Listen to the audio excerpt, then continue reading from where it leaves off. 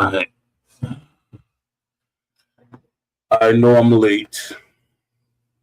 I wasn't gonna really do a show. I was thinking about, I was debating with myself, should I do a show? Let me see what YouTube is looking like before I get into any conversations.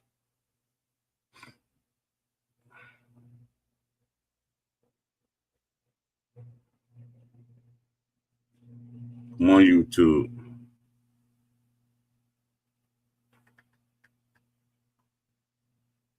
All right.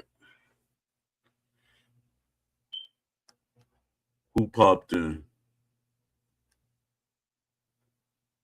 Kuzima. Yeah, man. I'm late and you on time. Yeah, I'm gonna try to do a quick show because I didn't want to go without doing the show today. I'm trying to hit that 200 mark this week. 200 shows. That'll be a great benchmark for me. Let me see. All right. Let me get the show started. Let's talk about something that's been happening more and more in this community. Why are people attacking critics of Undisputed like the game was handed out for free? I'm seeing people defend everything. No matter what's get brought up, there's always an excuse ready. It's their first game. They're a small team. They don't have a big budget. So tonight we're breaking all the way we're breaking all the way down. Why do people defend the game so aggressively? It comes down to investment, financial and emotional. People pay for this game. They waited years for a boxing game to come back. And the reason I'm going off script right now. I'm going off script. People like they always attack me and say all these different things, and they always be like, "Po, you don't play the game, and you don't do this and do that." I've played the game. That don't mean I'm supposed to keep playing it to adjust to what the game is. No, it's not boxing to me. It's not a representation of what boxing should be in a video game. To me. And it'll be a fool for y'all to say, well, Po, you don't know what boxing is. Y'all would be a fool to say that because y'all never boxed. Y'all never stepped in the ring. So to say I don't know what boxing is crazy. So me, like any other athlete or person that did the sport, they're going to have higher expectations. Or a fan is going to have a higher expectation. Fighting fans, some of these people that's okay with the game the way it is, they're arcade fighting game fans. They're okay with it being the way it is. They are okay with it being an arcade fighting game dressed up as a boxing game. All right, let me get back on script. Why do people defend this game so aggressively? It comes down to investment, financial and emotional. People paid for this game. They waited years for a boxing game to come back. So when criticism shows up, it creates a conflict in their head. If this game has serious flaws, why did I really buy? Instead of dealing with that, it's easier to defend the game. So now criticism feels like a personal attack, even when it's not. See, a lot of these people, I should feel some type of way because a lot of these people, they're much younger than me. So I had to go through decades of not having a realistic boxing game. So when Steel City announced the game to be realistic, when Ash contacted me and told me the game was going to be realistic, my expectations went up. I would have lowered my expectations. But why would you reach out to me? Why would you show fans something that they did not get? All right. Question 2. What about is their first game argument?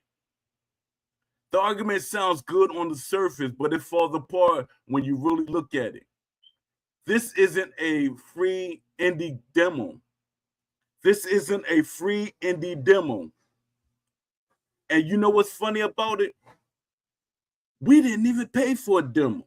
We paid for early access. We paid for early access. So we still should have been able to criticize the game. And as a fan, no matter if the game was for free, as a fan, you're supposed to be critical of what the sport is being represented as. Let me see what y'all saying in the chat. What's up? I'm Precisely. What's up, Box Eye View? Appreciate y'all coming through. Y'all be right on time. No matter what time I show up, y'all show up. Y'all be right on time. That argument sounds good on surface, but it falls apart when you really look at it. This isn't a free indie demo. This is a paid product from Steel City Interactive with a publisher, investor, marketing campaigns. I gotta read that 2 more times. Marketing campaigns. Marketing campaigns. They doing that heavy right now. Right now they're doing that. This should have been done earlier with a fixed game. But you're marketing a broken game. And licensing deals. Once you charge people money, the standards change. Once you charge people money, the standards change. Nobody goes into a restaurant and says, well, it's their first time cooking, so the food can be bad. No. You paid. So it has to meet a certain level or expectation. You paid. So it has to meet a certain level or expectation. Are these excuses actually hurting the game? 100%. And people don't realize it. When you defend everything, you remove pressure from the developers. No pressure, no urgency. No urgency, slow or surface level improvements. And worse than that, it sends a message. This is acceptable. This is acceptable. That's dangerous. Not just for this game, but for the next one. Not just for this game, the next one. Why does it feel like critics are the problem in the community? Because criticism makes people uncomfortable. It forces people to look at reality instead of hype. And in communities, there's always a group that wants to protect the vibe, not the truth. So instead of addressing the critique, they attack the person giving it. You're toxic. You complain too much. You expect too much. But here's the truth. Want a boxing game to represent boxing correctly is not asking for too much. It's the bare minimum. It's the bare minimum. Is this really about boxing fans versus gaming fans? Is this really about boxing fans versus gaming fans? In a lot of ways, yes. You got boxing fans who want realism, identity, and authenticity. Gaming fans who just want something playable and competitive. gaming fans who want something playable and competitive. So when someone says this game doesn't, so when someone says this doesn't look like real boxing, the other side hears the game isn't fun. That's where the disconnect happened. But this is a boxing game, not just a fighting game. It has to represent the sport. And that's what a lot of people fail to realize. It's a boxing game. Imagine if a basketball game did not represent what basketball is. Imagine that. It would be a bigger uproar than what it is for the microtransaction. It would be a bigger uproar than it is for the microtransactions. What's the biggest misconception about criticism? That criticism equals hate. That's completely false. Criticism is how games improve. Every great sports game you ever played got better because people spoke up, not because they stayed quiet. Silence helped companies stay comfortable. Silence helped companies stay comfortable. Criticism forced evolution.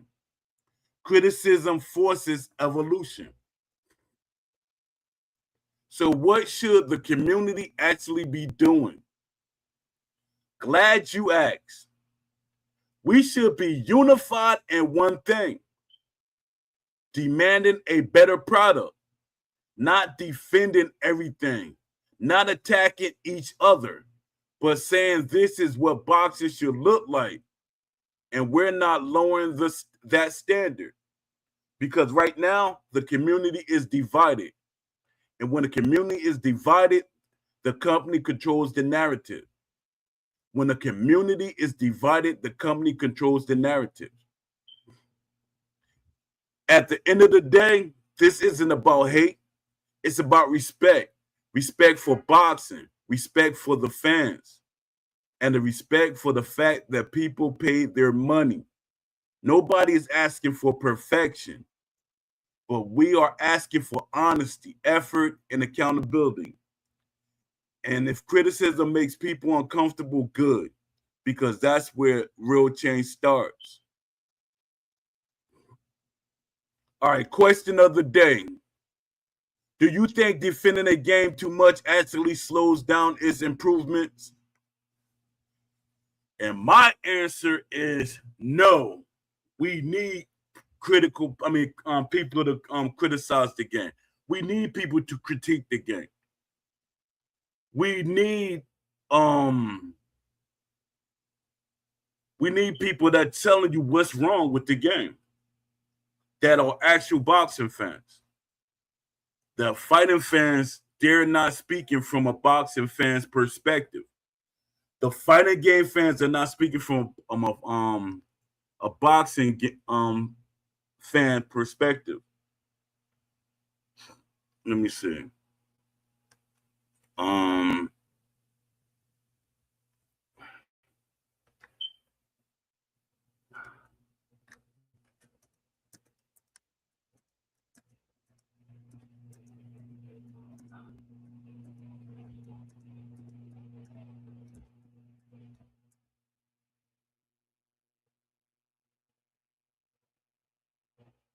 Give me a second.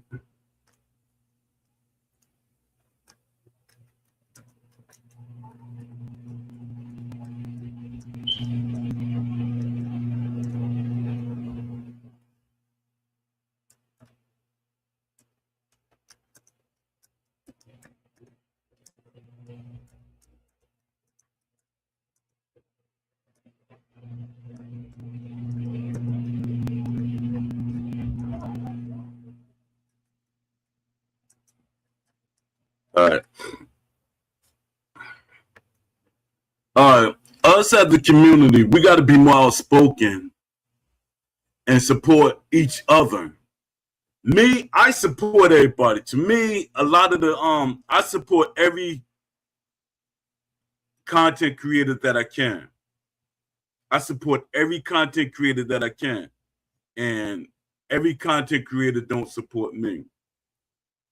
There are guys that support me, that they give me my props, and they, shout out to Box Eye View, shout out to Don D205, shout out to Remy, shout out to them guys shout out to JMMA, even though he don't really support me. Jay don't really support me. For some reason, Jay do not support me. He probably agree with something I say on a post, but he would not openly support me. For some strange reason, I guess you can't attach yourself to the real critic.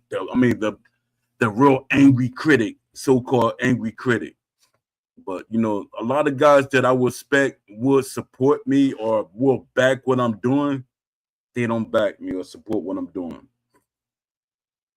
So, I don't know. So be it, I'm gonna just do what I'm doing. I'm doing the right thing for what I think for me. All right. What do you mean by this? These are questions. What do you mean by not outspoken enough? When it's saying people not outspoken enough in the community, I'm talking about noise. We got plenty of noise. I'm talking about unified, visible, undeniable feedback. Right now, feedback is scattered. It's in the Discords, Reddits, YouTube, comments, Twitter, arguments. That's not data. That's chaos. And you know what it is? I think there's a lot of developers in these Reddits. They're in the Discords, and they're on Twitter. They're trying to shape the narrative. They're trying to defend themselves. So they act like they are regular people in the community, and they attack people. Like every time I post something, there are always some people that just go in and in. Like they attack. Like some people say, "Oh, that look like that's Chat GPT. Oh, that's this, that's that." But my thing is, while you're trying to attack Chat GPT, if that's what you think it is, or if I wrote it myself and let Chat GPT help me critique it. I tell y'all this all the time. But people love to try to attack things so they could call themselves silencing you. Critique some of the stuff I say. I write. I'm a writer. Even a writer. They got people that go behind them and fact check them, or they change things for them because they made mistakes. But people find things to nitpick. I'm like, read the post. If there's lies in the post, all right, I will change it. I will take it down. But no, they just attack the post. Everybody find a reason. It's like, why are you defending this game so hard? You should be critiquing it to make it better. Like this content creator, I'm not gonna say his name because I'm not trying to beef with anybody. Not that I'm scared of him, but I'm not trying to beef with anybody to put his name out there, because by me putting his name out there, that means I'm beefing with him. But they try to talk for us. They try to say nothing is wrong with the game. It's just that some people just don't know how to play the game. Nothing is wrong with this game. That's crazy. That is crazy to say that. If this game was perfect, fans would not be complaining. And it's not the passionate fans. Hold on, what did I do? Did I just give me a second, y'all? Did I close a window?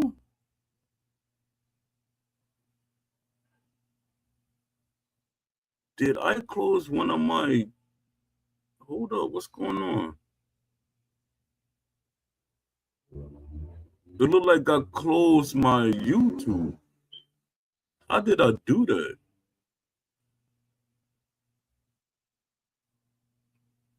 Did I even? Did it stop?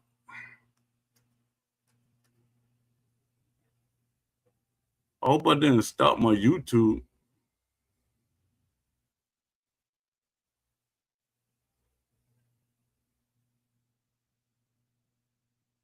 Oh man, give me a second, y'all. Man, I hope I didn't stop my YouTube.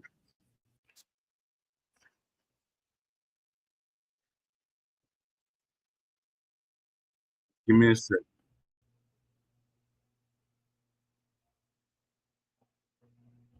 That's weird. Or did it just kick me or something? That's weird.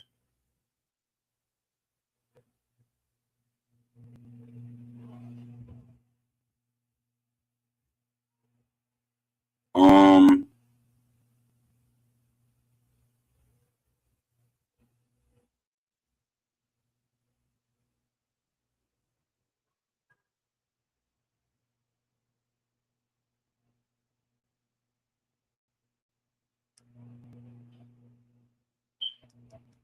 yeah, give me a second, y'all. I apologize.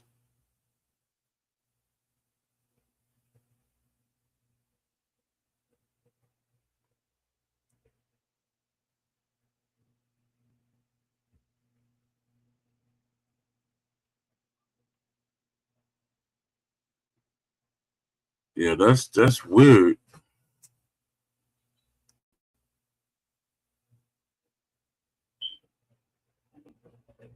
Hopefully I'm still live on YouTube. Oh yeah, I'm still live on YouTube.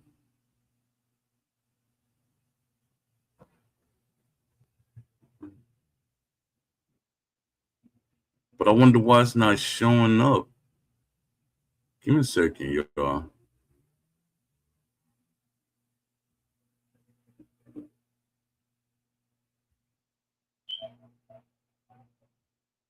I don't know why it's doing that.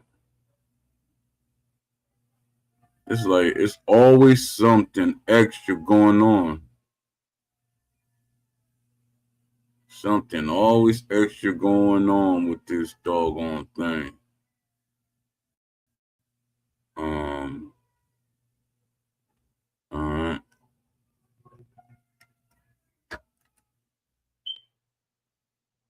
Let me see what we got going on here.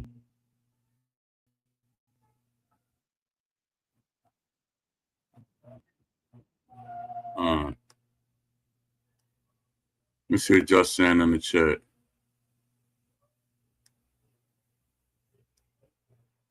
Y'all hit that like button, please. All right, I'm back, y'all. I don't know what was going on with YouTube. I'm glad it didn't go down. All right. So I was reading these questions. What do you mean by not outspoken enough? I'm talking about noise. We've got plenty of noise. I'm talking about unified, visible, undeniable feedback. Right now, feedback is scattered. Companies can ignore chaos. They cannot ignore structured data. And what is structured data? I'm glad you asked. It's a third party survey, not the survey that's Still City give you. And people keep saying that. Well, Still City gave us a survey. They gave you a survey. I'm keep telling y'all that. I keep telling y'all my experience, and it's crazy. It's like me walking up to, let's just say, the Colonel of Kentucky Fried Chicken and tell him how things should be done, but he's successful at it. he know what he's talking about. But people keep coming at me like I don't know what I'm talking about. Like I'm not really having these conversations with developers or people in the industry. Like I'm just talking. Poe is just making noise. Poe is just saying stuff. No. But my thing, when people push back, it makes me feel like somebody attached themselves to them. Hey, make sure you don't be, deal with what Poe's saying. Poe don't know what he's talking about. Please don't follow what Poe doing. He's going to mess it up for y'all.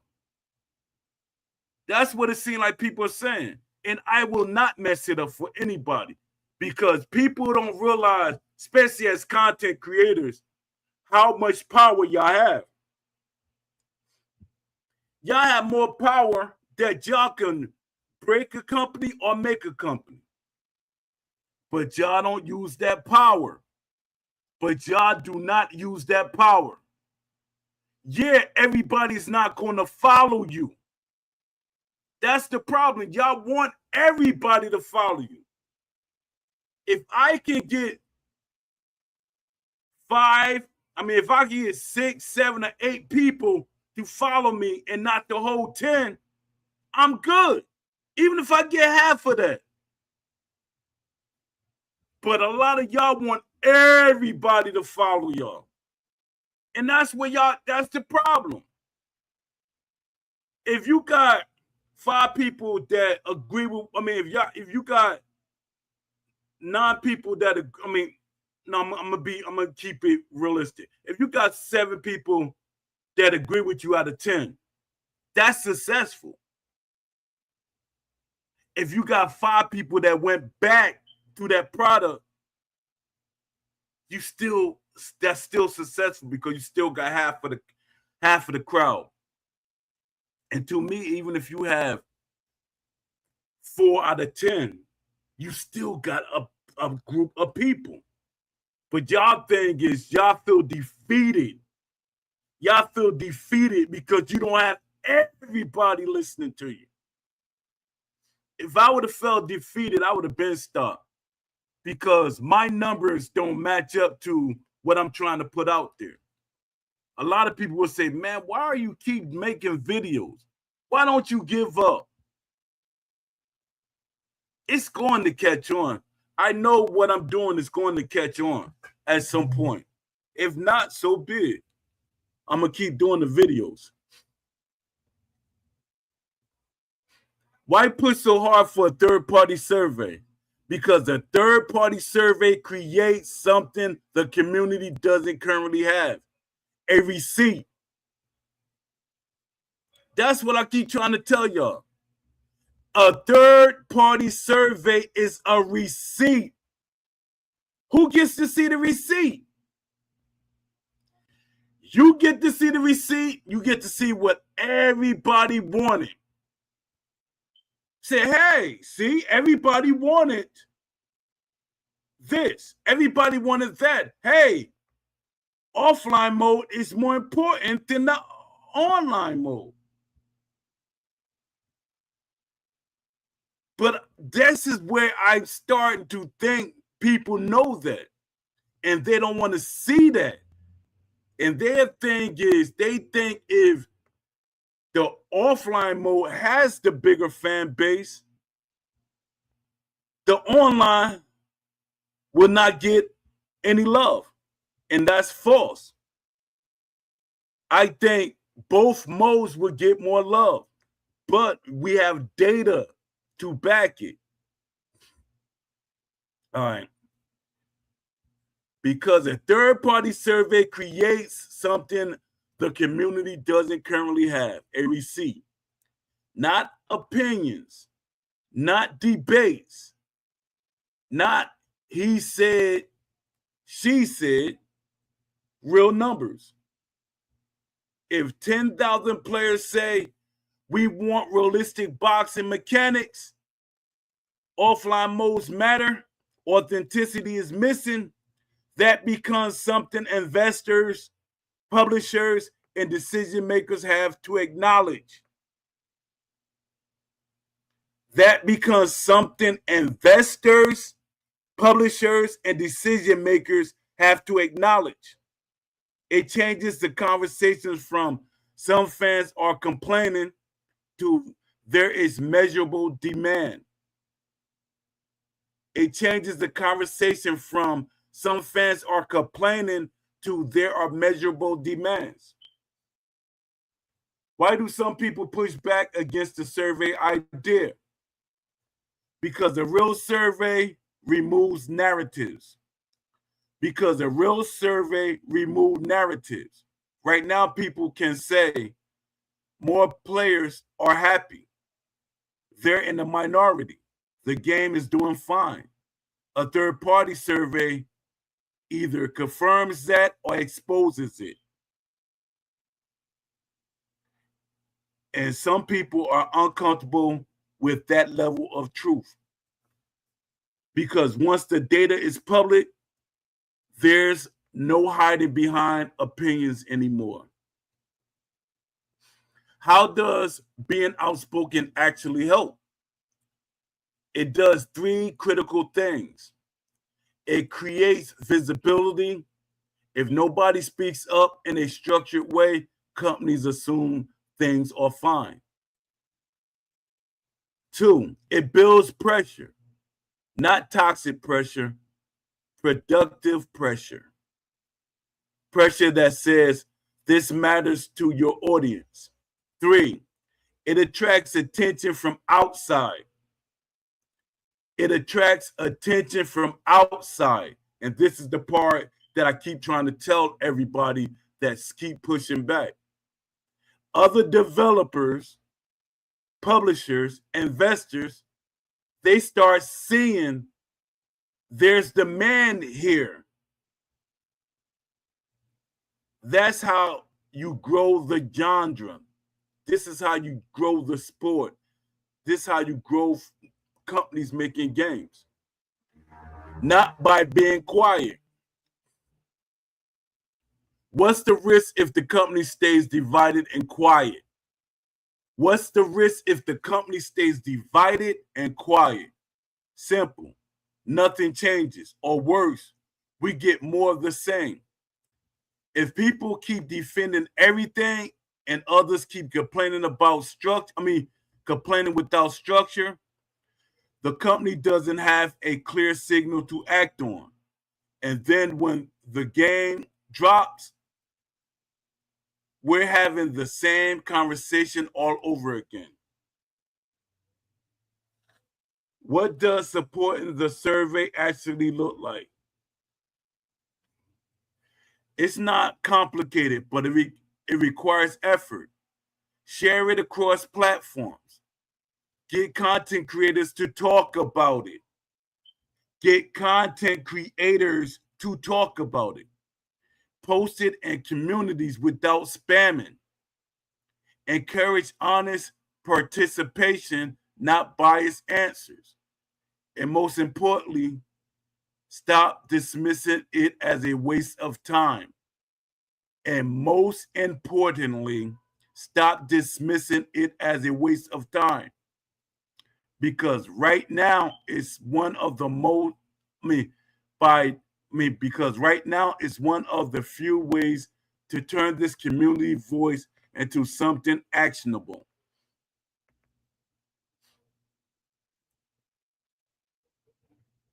What's your message to the community directly? If you care about boxing games getting better,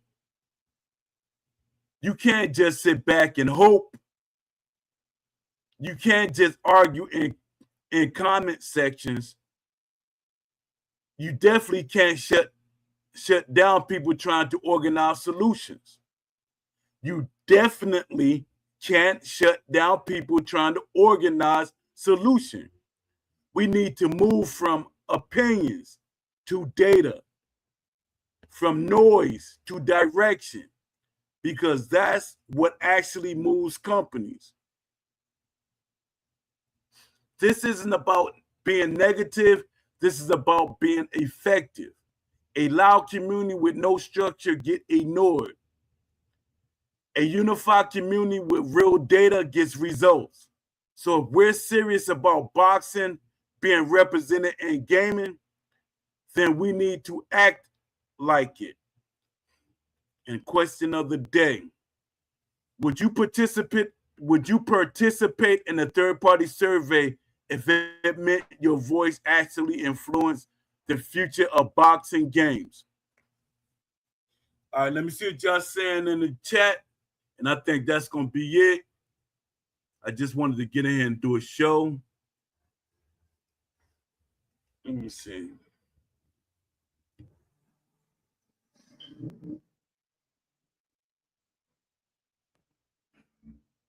Oh, man.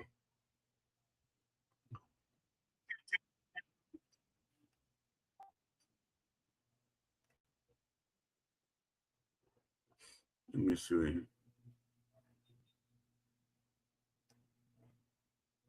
What's up, Leafy? What you just did, Leafy?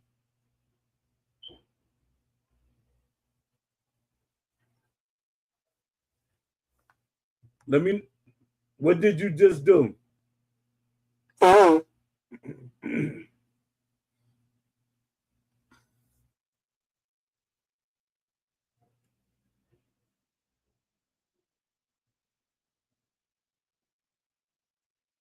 What's up, Don D?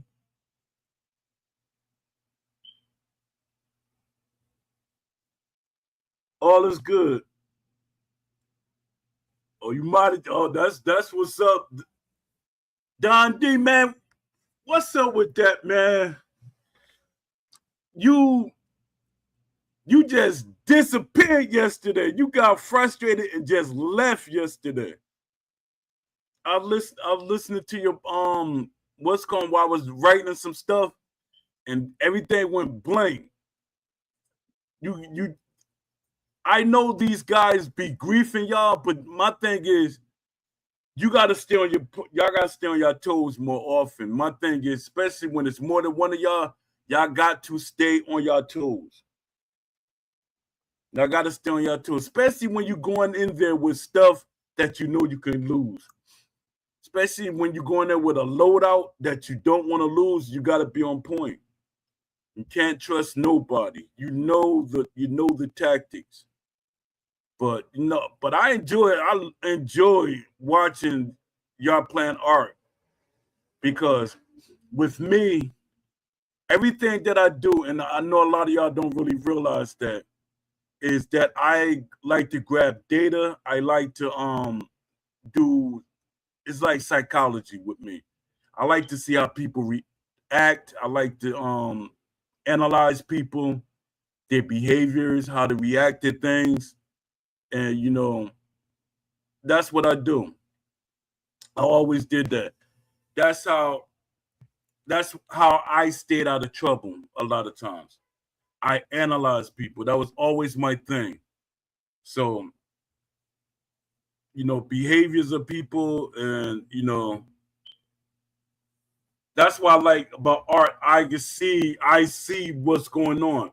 I see how people, they be overly friendly. They do certain things. That's why when a person be too friendly, I'm like real like suspect of them. That small team excuse is absolutely absurd. Honestly, it's horrid that they don't care what a boxing game should be. I don't play that trash game. Exactly. Yeah, people they keep trying to give Steel City too many excuses. It's too many excuses. And because when you got guys like Leafy doing what he's doing, Love C Shorty doing what he's doing, Claimer Uncut doing what he's doing. The guys that was doing that game, what's that? I forget the name of that game. Y'all know the game with the guys. I don't know if they Ecuadorian, Mexican, or whatever, but they was making the game. I keep forgetting the name of it. But look what they're doing with the small team that they're doing.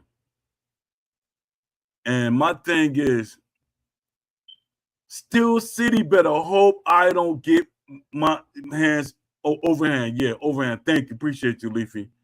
Steel City better hope I don't get my hands on some pro boxing. I mean, it's okay. It's okay. I would support it, but I wouldn't go out my way to support it. My thing, I want everybody to make boxing games, but every boxing game I can't like overly support.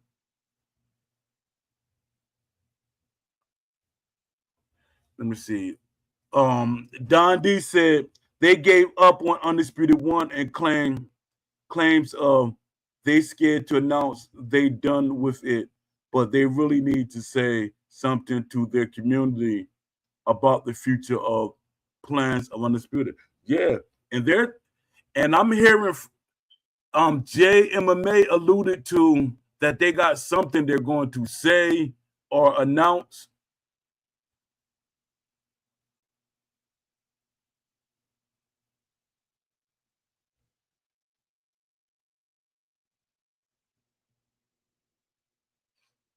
Yeah, I agree with what you're saying, Leafy. I agree with that. Yeah, but they need to they really do need to make an announcement, but it's like they dragging it out. JMMA, and he was saying that they was alluding to making an announcement. I don't know when they're gonna make this announcement or whatever, but I hope it's not more DLC. I really hope it's not more DLC or anything. I hope they just pull the band-aid off and announce that they're making Undisputed 2. I really hope they just announce Undisputed 2. Not that I'm going to be excited for Undisputed 2 because I don't trust this team. I really don't trust this team.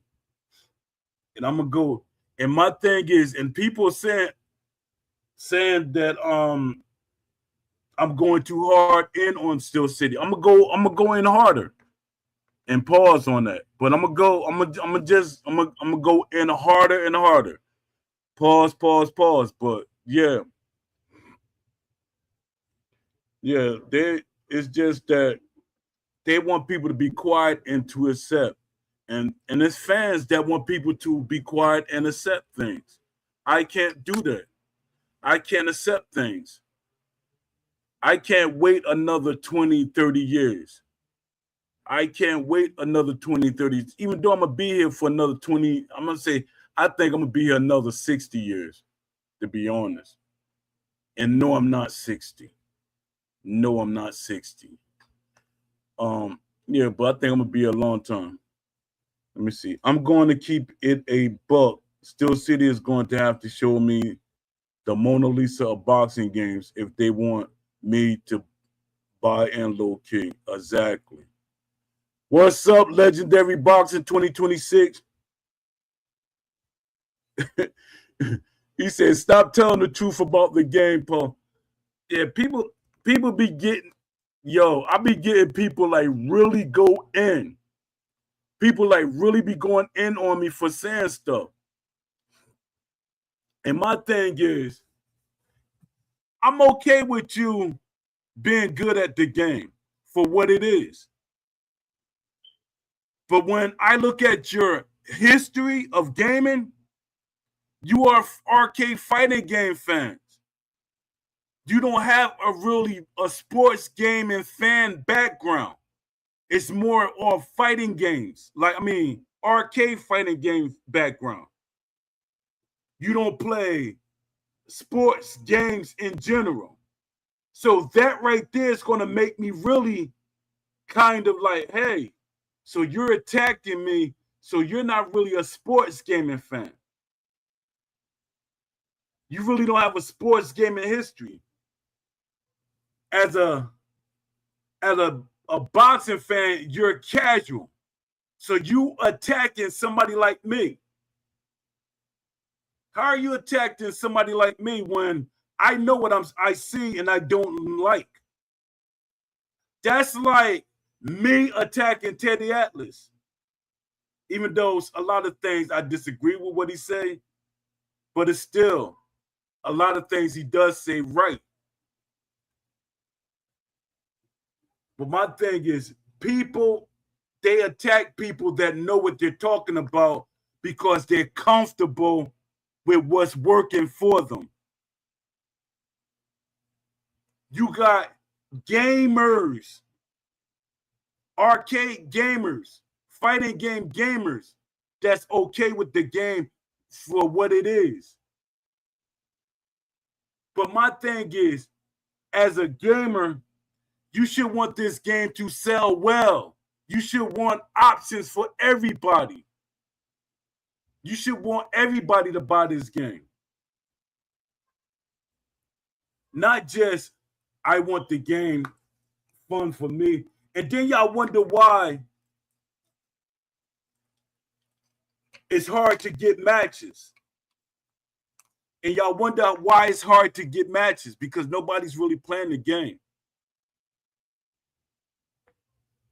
You playing the same person probably 50, 60, 70 times.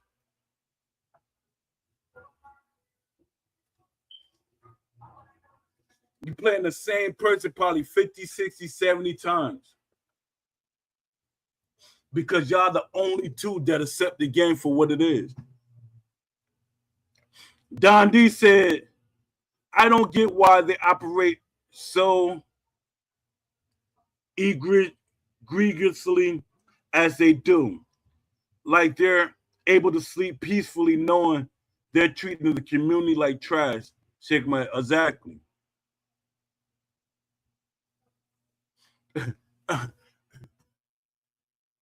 Man, why did you have to put the numbers up there on precisely?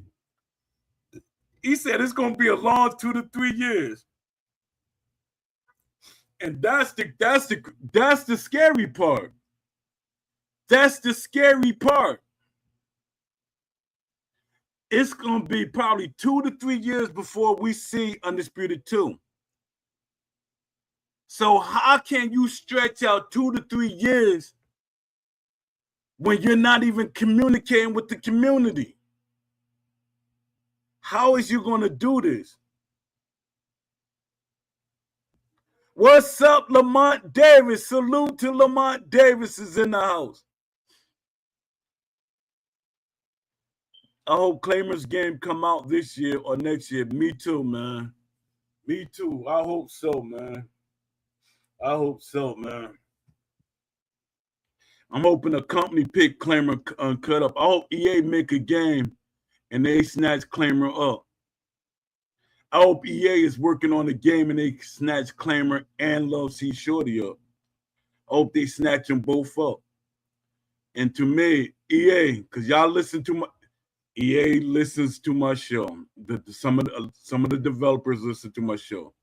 So to y'all developers, I don't know what level of y'all are on the team, but Love C Shorty, Bloody Knuckles is his game. Look him up. And Claimer Uncut, Truth Bound. Y'all look them up and bring them on board. Bring them on board.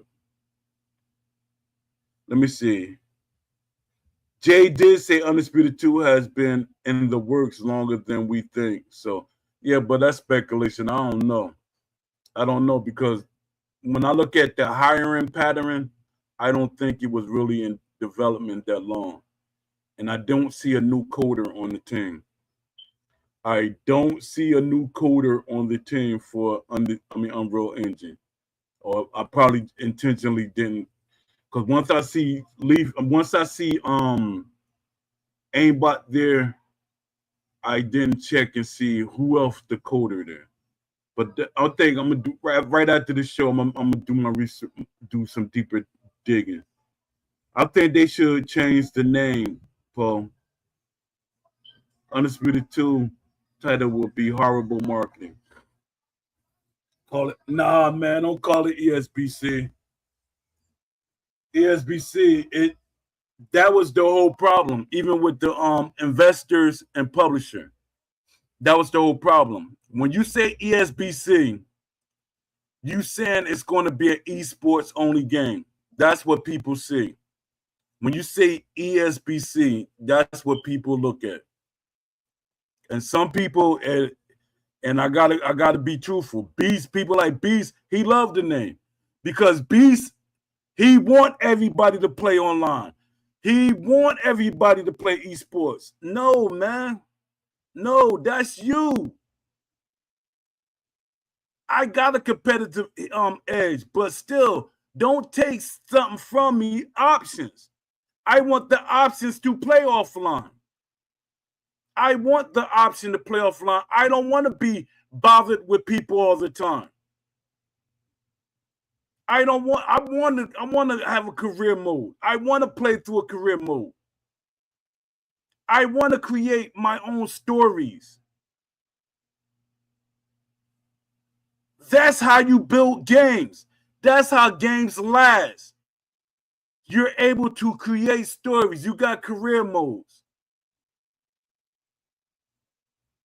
But you got this fan base that want the game to just be online only.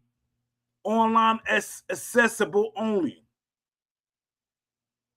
And that's crazy. People rather hurt themselves.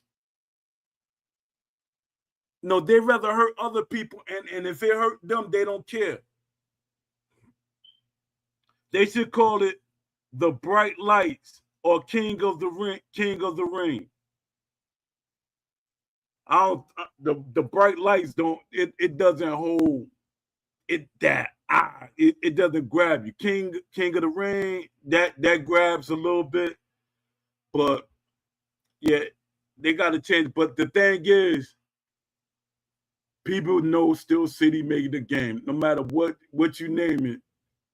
If EA made a bad game, no matter what they changed it to, people still know it was EA because EA did it back in the day.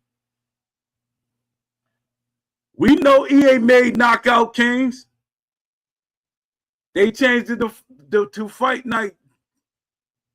We know it was still Knockout Kings, but they rebranded. It still didn't change what was. We still associate them.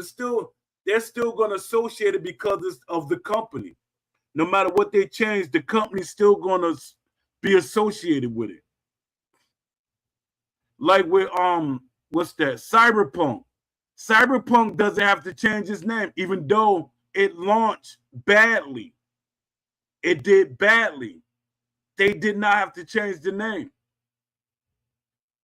They just recovered. And they're going to make another game, another Cyberpunk. What of game? Fallout 76. It launched badly. It recovered. Starfield launched badly. It recovered. They did not change the name, so the name change is not going to really do anything. Let me see. ESBC sound really good to me, and it makes me think of competitive, high level, realistic. Not to me. It's never going. When I first heard the name, it automatically made me feel like you're just making a game for one fan base. ESBC sound like it's made for one fan base. You basically saying what I said about Beast. It's like it's basically you're making a game for one fan base. And that's one thing, that's the one thing I agree with Steel City about. If they would have kept that name, it wouldn't have sold a million, it wouldn't have sold a million copies. Even though that video sold the game, but when fans see ESBC, they would have thought automatically. Because if you was to do the poll right now, if anybody do a poll right now and put it in any social media and ask fans, what does ESBC means to them? What do they think of when they see that word ESBC? they're going to automatically think about esports and online. They're not going to think about offline. And people keep, and my thing, when people keep saying certain things, they keep saying that the online fan base for sports games is larger than the offline fan base for sports games. But my thing is, that's what a survey will prove. If I'm wrong, let it prove it. If I'm right, let it prove it. But I want the main focus to be on making proper, fluid. Let me see. Yeah, online would get boring after a while. It does. It get boring and then it get toxic. And people want to build careers. You want to build scenarios. The reason why offline to some people is it's intentionally. Companies intentionally make offline not playable, make you not want to. So you could get online and they can make money. They make money off of you buying DLC. But this is something that, hey, I brought up. They say they make money off of online. But don't you the boxes that you purchase online, you can use offline?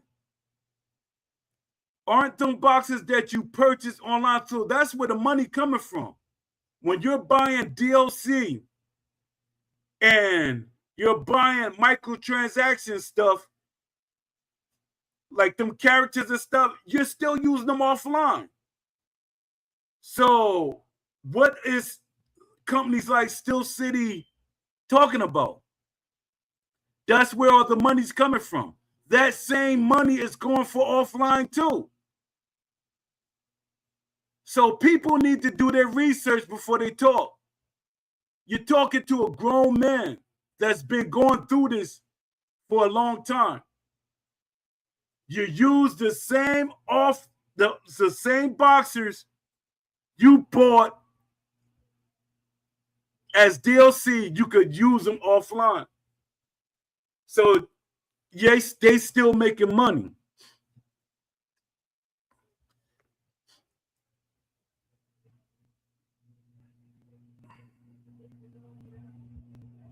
Smooth, realistic gameplay should be top priority. They should.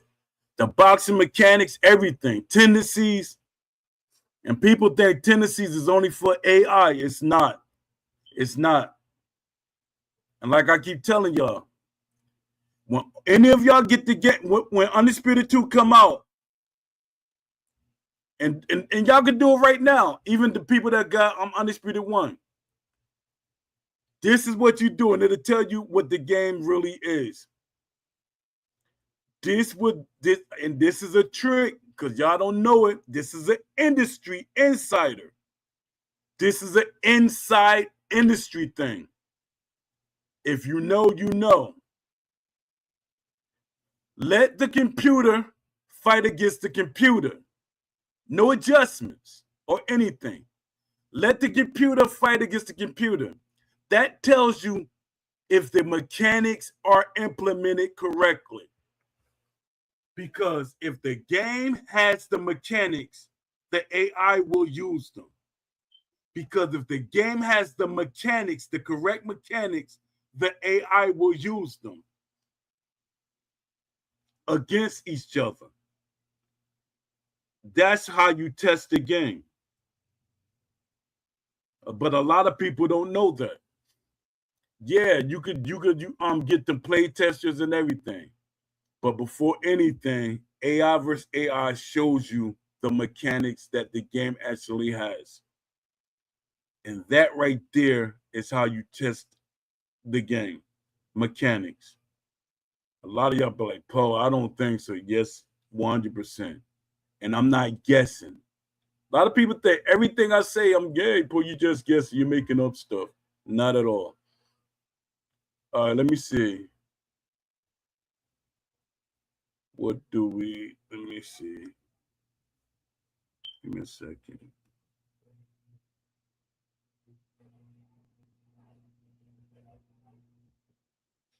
All right, I did an hour show. All right, let me see. I think I'm gonna do a couple of more Q&As. Couple of more Q&As.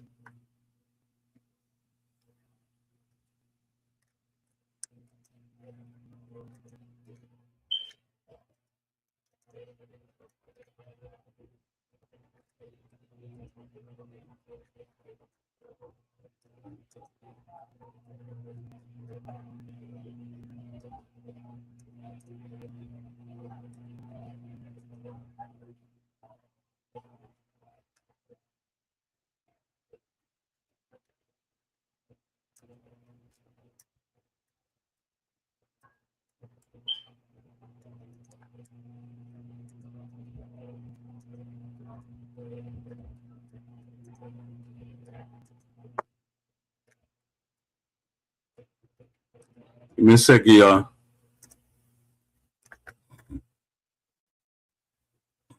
Let's see.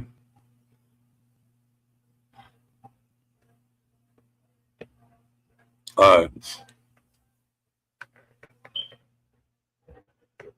Why would a company delay announcing a sequel at all? Because once you announce it, expectations go up immediately. You're no longer selling potential, you're selling promises. And if the first game, Undisputed, still has unresolved issues in the eyes of the community, announcing a sequel too early can backfire.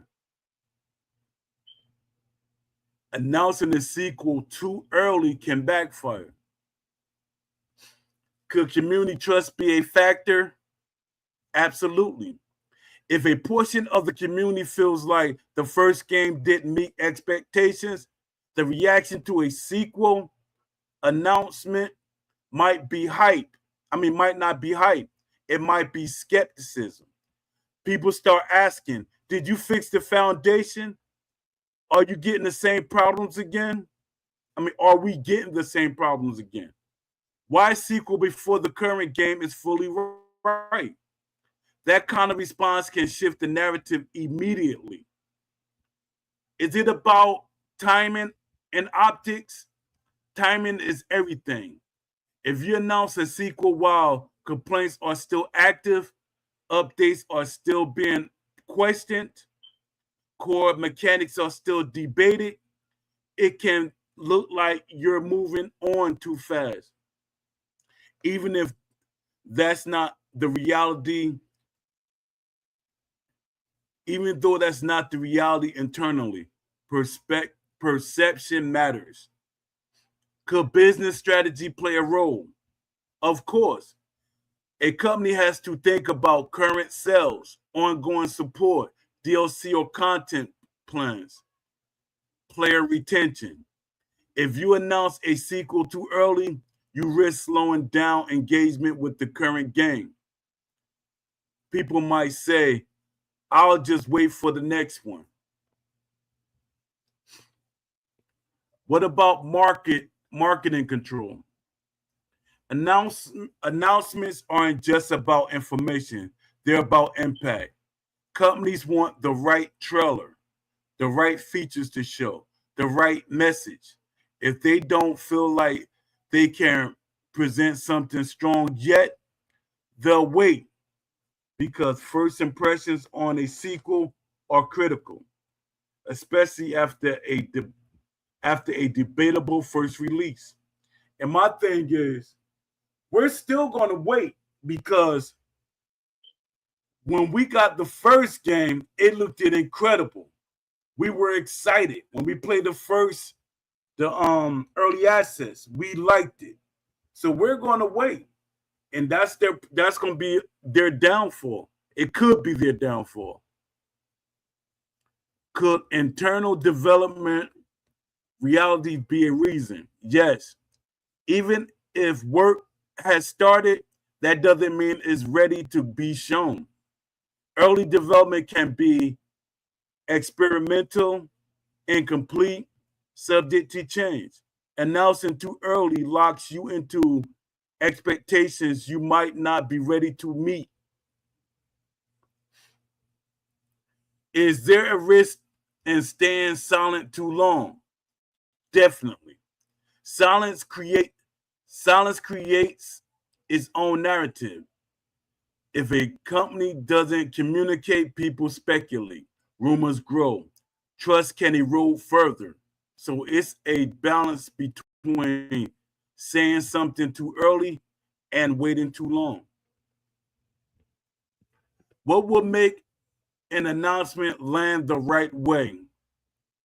If they come out with clear improvements, visible gameplay changes, announcement of past concerns, and a strong direction forward, then the conversation shifts from what should we why should we trust this to this looks like progress. At the end of the day, it's not just whether a sequel is being made, it's about confidence. Confidence from the developers, confidence from the community. And right now, the real question is what needs to happen for that confidence to fully be on both sides? My question of the day: if Undisputed 2 was announced tomorrow, would you be excited immediately or would you wait to see real gameplay first? Wait to see real gameplay first. Let me see what y'all saying in the chat, and I'm about to end the show.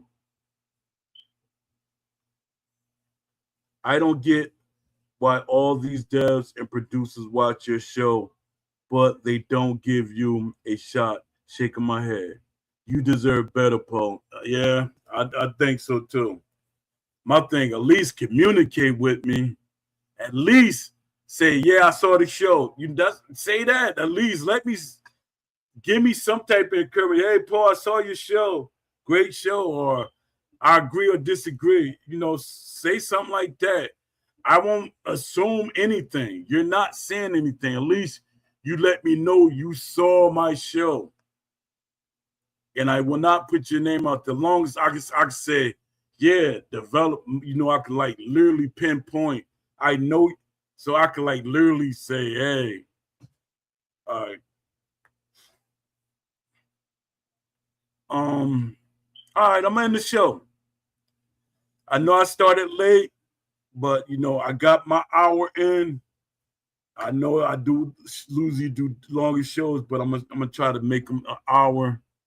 Because some of y'all be like, Poe, you be going on, and you're gonna be saying the same thing over and over again. But shout out to Don D205. Y'all can catch him on Twitch, Don D205. His show is at, I always say 12:22 a.m. Eastern Standard Time. But it's 10 p.m. Central Time, right? Support him. And he's on Instagram, Don D205 TV, and he's on Twitter, Don D205. Support him. Support Leafy B Gaming. Support on Precisely _1. Shout out to Lamont Davis for coming through. I appreciate you. Shout out to Ichiro. Shout out to Remy. Shout out to everybody that support me. I appreciate y'all. Shout out to the content creators that actually support me. Appreciate y'all. Until the next show, y'all. Peace.